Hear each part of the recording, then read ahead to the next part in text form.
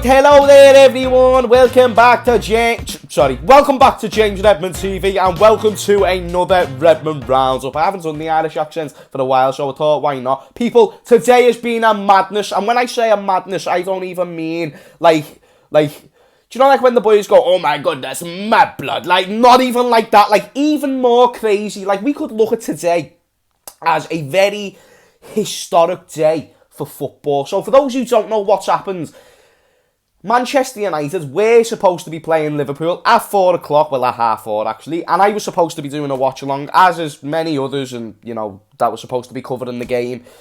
It's a thing that we do on match days, and anyway, so we're just there, well I'm there waiting at about 10 to 4, getting ready to start the watch along, because I usually start about half an hour, maybe 20 minutes previous, and then I'm seeing news of Sky Sports, and I saw the protests and that earlier on in the day, but I didn't think they were going to get into the stadium, because in case you don't know, the Man United fans got into the stadium, and it was just a much bigger commotion than what we probably expected. Well, actually, no one expected. Like, I'm sure we knew a few thousand people was going to go. I speak to quite a few Manchester United fans, especially now through doing stuff like YouTube, and to be honest with you, it seems like the majority of that fan base are on board in terms of what they want, of getting them owners out, and the fact them owners are not the right people for their club, and they basically want to take their club back, which, regardless whether you think today was right or wrong, and there was positives and negatives to take out of today, there was good things and bad things, but you've got to come up with a conclusion, and the conclusion that I'm going to come up with, I'm going to get to, but regardless whether you thought it was good or bad,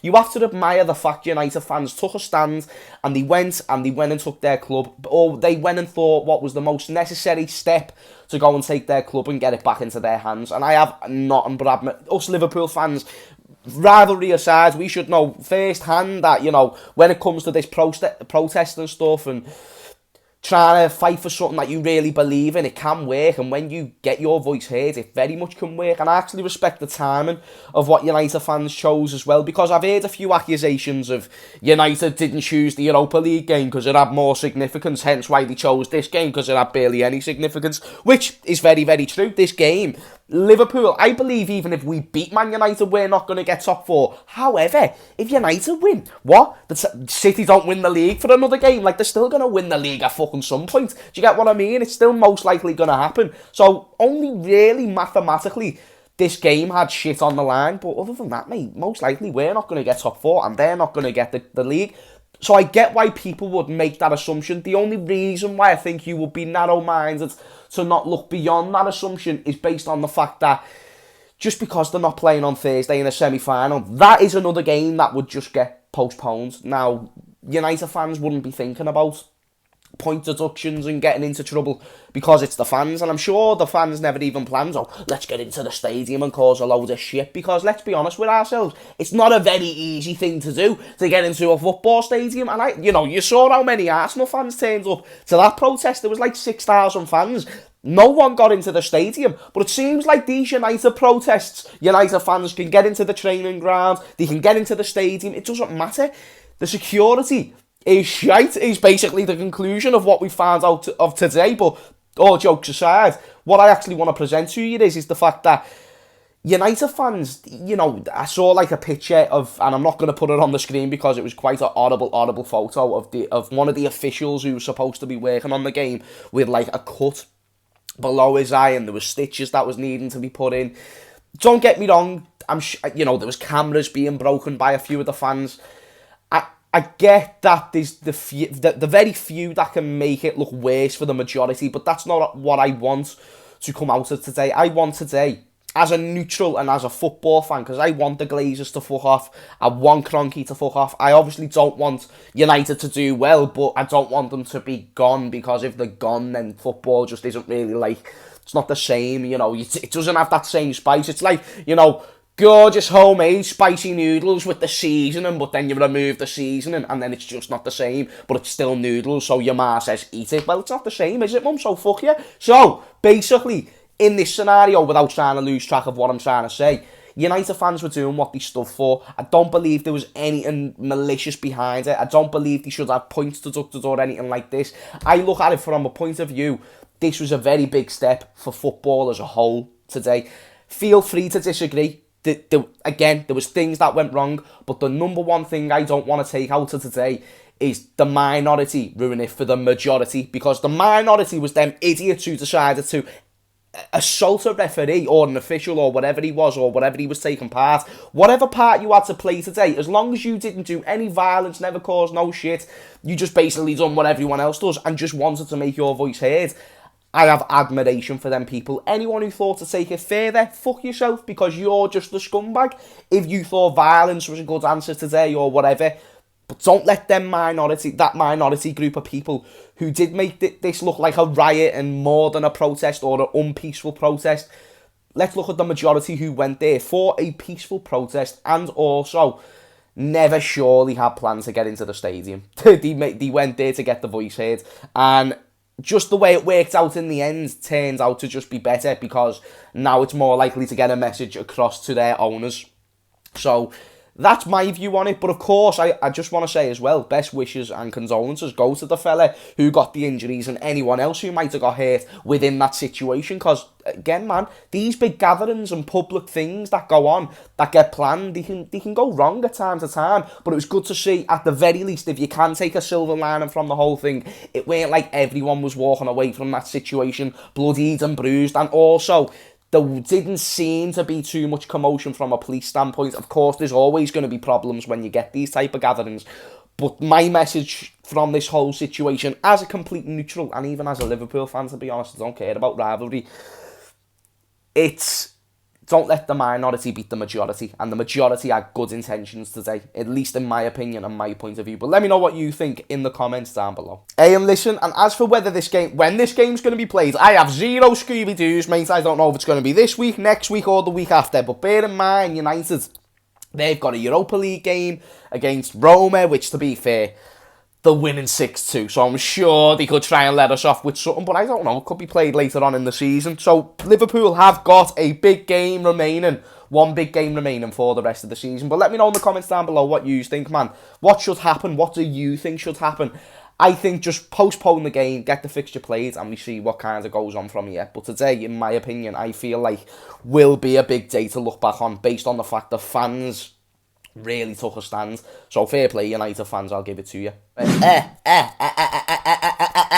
Right, all that United praise to the fans, just needed to get that out of my mouth. And let's get into some of the Liverpool topics. I mean, I should really be sitting here talking about a game, but there's no game to talk about. So instead, a few of the topics that I saw midweek that I feel like I kind of want to touch on. One of the first ones is Shaqiri wants to leave Liverpool FC. And fucking hell, I'm surprised he's just made that decision. I'm surprised. You know, this is a player that has played for Bayern Munich and Inter Milan, also Stoke City, granted. That being said, even though, you know, you can look at Shaqiri's career and you can look at him as a player and you might think two different things. So just because he played for Bayern Munich and Inter Milan does not mean he is a world-class player. To some extent, I agree. But I do think he has a lot of talent, and I believe he has a lot to offer to maybe the bottom 10 sides of the Premier League, or a lot, you know, every team in the Championship, or even top leagues across Europe, such as Liga 1. I don't like saying Liga 1. I'm going to just start saying French Liga. Just making that noise just sounds weird, doesn't it? You know what I mean? Anyway, the French League, the Spanish League, the German League, whatever.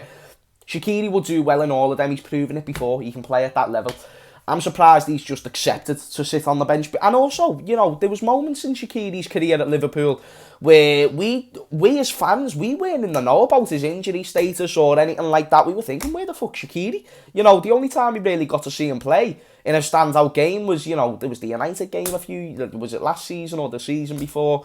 The Barcelona game, obviously, when Salah and Firmino got injured. But in terms of a consistent run of games together, I can't think of a time where Shaqiri's really being given a proper chance. And whether you rate him or not, Shaqiri at times, when he came on in the games, even at times this season, has shown he can at least offer something to the team. So I don't understand. If he's fit, why don't you use him? Especially in the circumstances we've had this year. But I don't know, man. Like I said, I'm surprised to just know that it's not being let out sooner that he wants to leave, and he should go. You know, he's what, 29, 30. If I'm Shaqiri's agent, I'm saying, yeah, mate, you probably should go. And even from a Liverpool standpoint, where I don't know how much we're paying Shaqiri, I'm going to assume it's roughly 100 grand a week. I am more than happy to get a player who's on 100 grand a week off that wage bill if he's not going to play anyway, and if the manager doesn't like him and he's not fully settling in at the club, then for all parties, surely it's just best that he goes. But let me know what you think in the comments down below. And also, what club should Shaqiri join? Very interesting one. Anyway, the next topic, which actually rolled my eyeballs to a whole different level. Coutinho to Everton. Now, listen, the source could very well be fucking Donald Trump's toe. Like, it very well could be. That being said, I've saw multiple sources chatting shit about this year, and obviously I'm here to talk about any stories that come out and all that, based on the fact that, you know, it's just interesting to talk about the hypotheticals. Not that there's any substance to this, but because I don't think it's going to happen.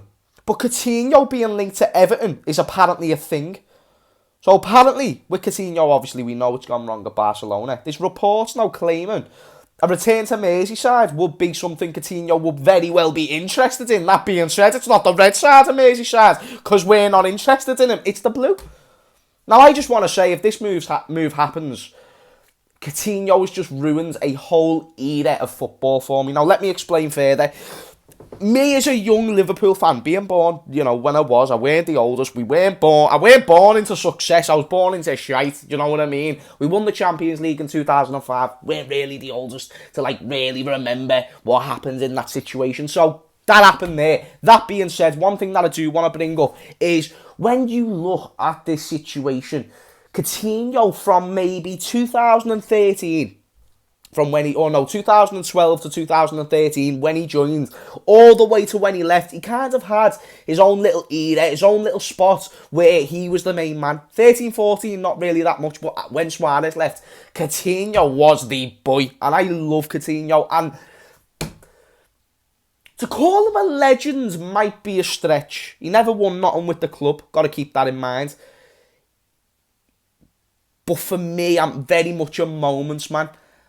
And besides Steven Gerrard, I can't think of a player of pure... Because you can look at Torres, who every week gave us moments with the goals that he scored. You can look at Salah, who gives us moments every week with the goals that he's... But when Coutinho scored, he scored in fashion, which is why it's so weird to see how it's gone so fucking terrible at Barcelona. It went okay. He had an okay stint at Bayern Munich.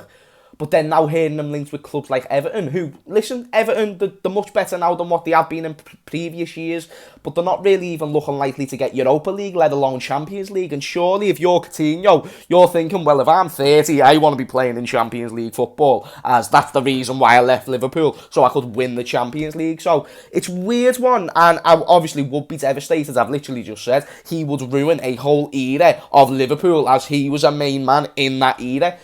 He would ruin his legacy, and Coutinho, if you're watching this, I would hate you, you curly-headed fuck. But if you're not going to join Everton, then I absolutely love you, and I am so sorry for calling you a curly-headed fuck, because some of the goals you scored were absolutely wankable, and it was you gorgeous, gorgeous Brazilian bastard. But all of that will be taken back, minus the bastard, if you join Everton. Do you hear me, Phil? So don't fucking join that pile of shite across the park, because I'll be fucking disappointed in you, cuckoo, and you know I love you. So, yeah, man. But let me know what you think in the comments down below. Where the fuck should Coutinho go at the end of his Barcelona reign? So, which will most likely be the end of the season. Anyway, people, thank you for watching today's Redmond Roundup. I appreciate all the support you've been showing on this show.